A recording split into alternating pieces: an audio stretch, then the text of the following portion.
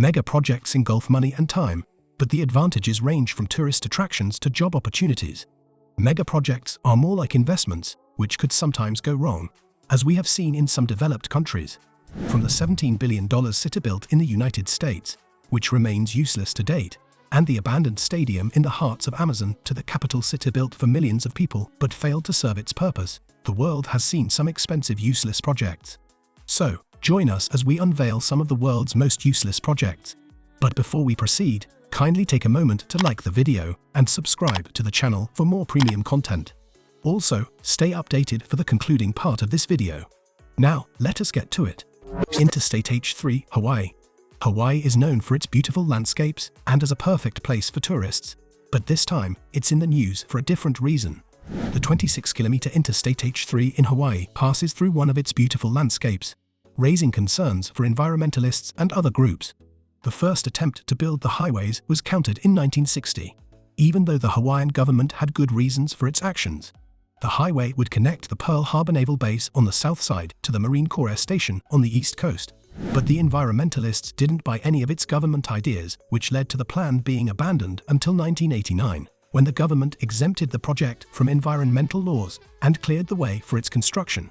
Interstate H3 was finally commissioned in 1997, and the world marveled at how the Hawaiian government thought of building such beauty. Interstate H3 is considered an engineering marvel because of the difficult terrain it was built on and the advanced technology used during its construction. The highway didn't only marvel the engineers. It also marveled financial gurus, as it engulfed over $1.3 billion, making it one of the most expensive highways in the world. Despite the billions invested in this project, not many Hawaiians use it, as many believe the highway is cursed. The native Hawaiians do not use the bridge, since many of their significant cultural sites were destroyed during highway construction. The Interstate H3 isn't totally useless, but the next project definitely ticked all the boxes. Ciudad Real Central Airport, Spain. Spain is home to one of the best football leagues in the world, and that means the country will be hosting lots of football fans and tourists weekly for their matches. This was a key consideration when the Ciudad Real Central Airport was conceived, since the existing airport in Madrid is always overcrowded, serving more than 70 million people annually. Plans for the new airport were received with a loud ovation, but problems started when the construction began. The Ciudad Real Central Airport, which was supposed to be central, wasn't built in a central location, which should be Madrid, but rather it was built 100 kilometers away from the country's capital, which made travelers lose interest, since it would be stressful to travel for hours on the road to catch a flight. The airport was commissioned in 2009, but the operation came to a halt in 2012 when the company in charge filed bankruptcy due to a low turnout of travelers after accumulating a debt of $350 million. The airport was later auctioned and sold off in 2019, and during the COVID-19 pandemic, it got a lifeline. The new owner started using the airport as a hangar for aircraft, and it housed over 65 airplanes in 2020, with plans to extend it to 300. After the pandemic, the airport returned to normalcy, but with a slow turnout as well. Till today, Ciudad Real Central Airport remains the most useless airport in the world, but the next project seems more useless. Naypyidaw, Myanmar. A country's capital ought to be one of its busiest cities, but what do we call a capital that has less than 1 million residents when it can house over 70 million residents? Naypyidaw, which means the king's residence, is the new capital of Myanmar, developed from scratch by its former military leaders. The city was originally built in secret from the prying eyes of the media, and after completion, people refused to move there even though it has all the luxury they could imagine, from a 20-lane highway to 5-star hotels and a replica of its former capital, Yangon. Yangon is home to over 7 million residents, and the city has reached its maximum capacity. With a future prediction that the number of residents will double by 2050, the government had to make provision for its people, hence the idea of Naypyidaw. Why is the city empty when the government clearly built it for its citizens? Naypyidaw is mainly a luxury center for elites, and other basic amenities were not considered during its construction. There are no economic opportunities, cheap health facilities, and even affordable educational institutes for the masses. The city is mostly empty and often called a ghost city. The 20-lane highway never witnessed traffic congestion, and the 3.5 million capacity airport hardly records 12 travelers daily. So technically, Naypyidaw, which cost a whopping $4 billion, is a total waste. Maybe not a total waste since the city is built for the future. A rise in the population of Yangon and provisions of basic amenities in the new city might be a silver lining for Naypyidaw. We are halfway through, guys. If you're enjoying the video, kindly give it a thumbs up and subscribe to the channel if you haven't done so. Forest City, Malaysia.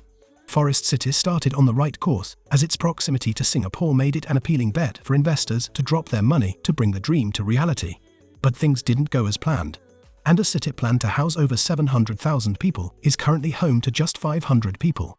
The smart city was projected to be a jungle-like home with green rooftops, vertical gardens, and renewable energy, which will be completed in 2035 at the cost of $100 billion. However, a change in government halted the progress of the project. Initially, the project is majorly funded through China, and the Chinese have a free pass to the city during the first stage of construction. Due to the hike in real estate prices in China, many Chinese started fleeing to Malaysia to get a space in the Forest City, and by 2019, over 80% of Forest City was owned by the Chinese. This sparked an outcry by the Malaysians with the fear of colonialism. The new government of Malaysia, under the leadership of Mahathir Mohamad, banned foreigners from owning property in the Forest City, and the Chinese started leaving, which discouraged the investors. Then the pandemic began, which meant no Chinese would travel into the country. The remaining investors pulled out of the project due to uncertainty, and the Forest City was left unoccupied. Today, less than 2,000 people occupy the $100 billion futuristic city, which is way less than the proposed 7,000. The Forest City seems too ambitious and politically challenged right from inception, hence its failure. Safe to say Forest City remains a useless mega project till today. Yucca Mountain Nuclear Waste Repository. There is lots of talk about waste being the major agent affecting our ecosystem. But of all types of waste, nuclear seems to be the deadliest, yet they are stored above ground in many countries.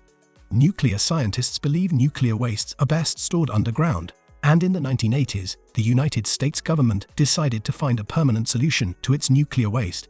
The United States government found Yucca Mountain, Nevada, as the perfect site for its nuclear waste disposal since it's close to its testing ground and far away from civilization. Also, Yucca Mountain is made of volcanic ash, which can make the mountain absorb the waste without cracking. Although the green light is there, the Nevadans are totally against their city being the home to all nuclear wastes in the country.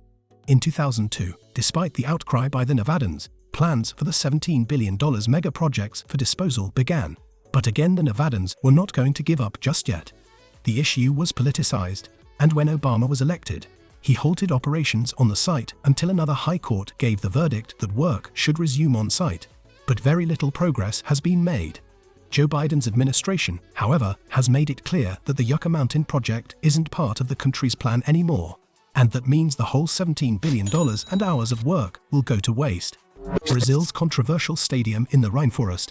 Brazil is regarded as the home of football by many fans around the world.